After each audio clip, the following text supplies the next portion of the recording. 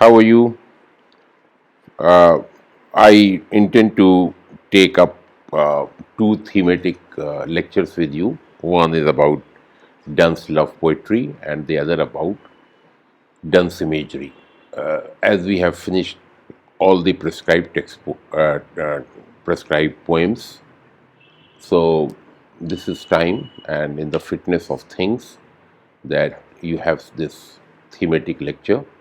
So, as I said, the first one is about Donne as a love poet or Donne's love poetry. So, to begin with, about Donne's approach to love, please bear in mind Dryden's comment, which Dr. Johnson has cited. What Dryden said, I quote, Donne perplexes the minds of the fair sex with nice speculations of philosophy when he should engage them with the softness of love. So as you can see, a negative comment, philosophizing instead of this overflow of tender feelings and emotions. Dr. Johnson supplemented and complemented this observation with his remark that the courtship in Donne's poetry is void of fondness. His love poetry produces only the effects of sudden astonishment and rational admiration. Right. C.S. Lewis also points out that here is love poetry in which love is missed out. Another observation about his love poetry is that it is reflective of his show of learning, that's pedantry. Right. What is significant from your point of view is some of the following features about Donne's love poetry. The first one is the variety of feelings. Variety or diversity or different approaches. Right. So could you please note the following points regarding the variety and diversity in Donne's love poetry? Right. In the good morrow which you have done, we learn about the constancy of love, true love which is constant. In contrast to that, in the poem Go and Catch the Falling Star and the other poem Love's Alchemy, these two poems, we see the lovers fickle minded, inconstant, and inconsistent. So the two opposites, the two poles are there. One is constant and the other is inconstant or fickle minded.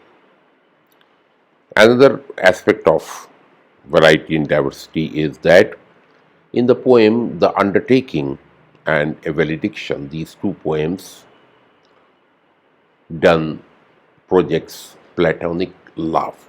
In contrast to that, in the other two poems, that's The Flea and The Sun Rising, he celebrates sexual love, the pleasures of the flesh. So once again, the two poles, one platonic, the other sexual, and both are celebrated and portrayed in an equal degree. Right. Another interesting point is while these are the two poles, the two opposites, in three poems, that's Ecstasy, Love's Growth, and Air and Angels. These three poems, there is an amalgam of platonic and sexual love.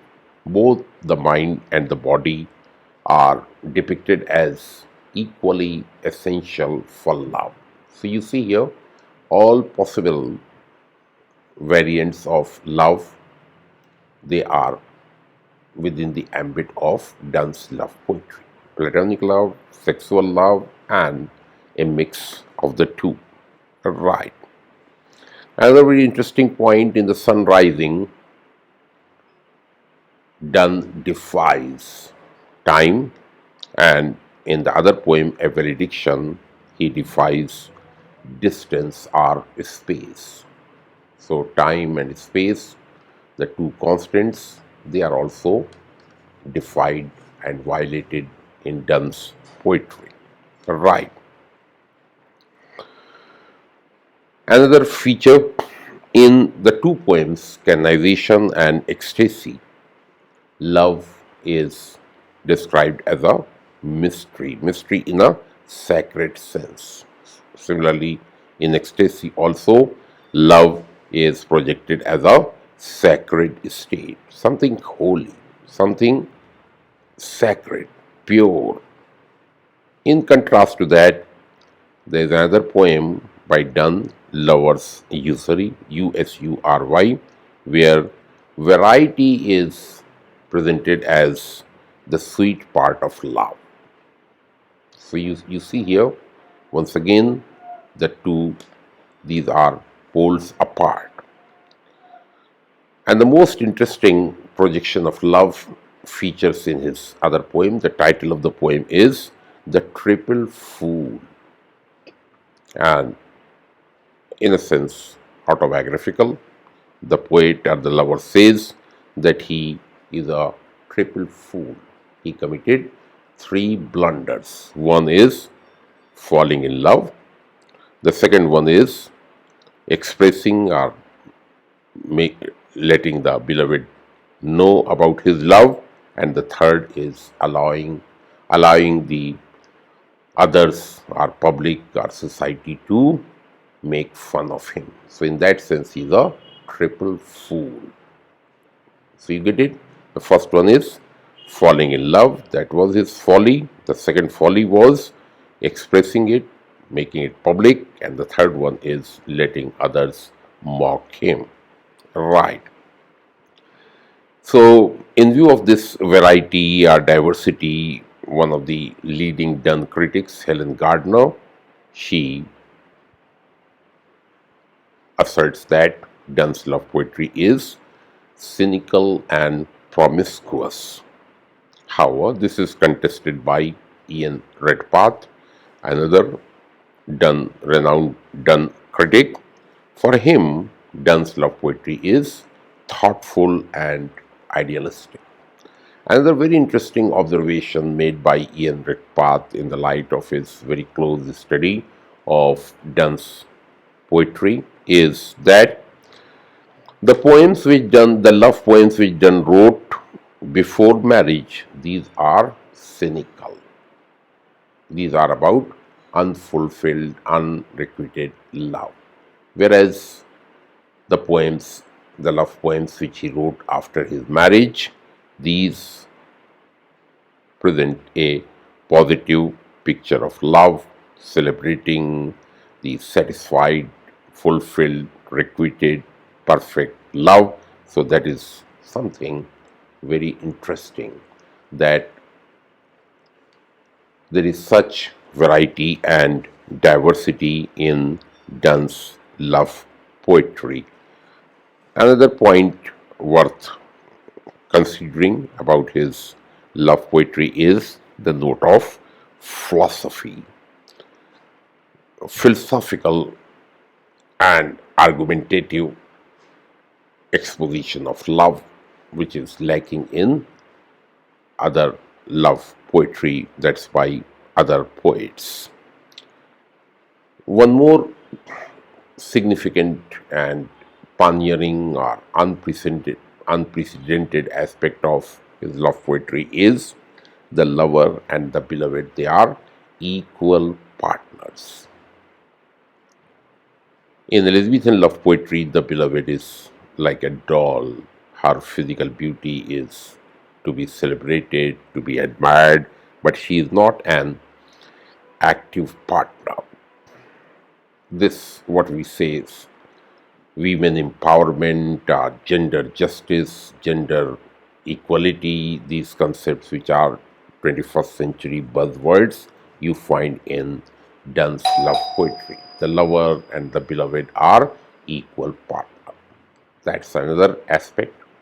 One more point about Donne's love poetry is he is not shy of discussing or even celebrating sexual love. And not just sexual love, even female sexuality. These were, even today, these are taboo topics, but that's another paradox about Donne's poetry or his approach is at one level deeply religious, theological, one of the clergy. At the same time, he has this enlightened view of love where he celebrates the body and he asserts female sexuality, which was unthinkable in the day. So keep in mind, these are some of the remarkable points about his love poetry, and it was, and that's why, in view of these somewhat strange or unconventional features, his love poetry was scornfully dismissed by Dryden as metaphysical, and this pejorative term metaphysical appears in The Life of Cowley, another metaphysical poet by Dr. Johnson. Another very striking point of Donne's love poetry is the use of imagery and conceits, which I will take up in the next thematic lecture, that is Donne's imagery and conceits. Okay, thank you very much.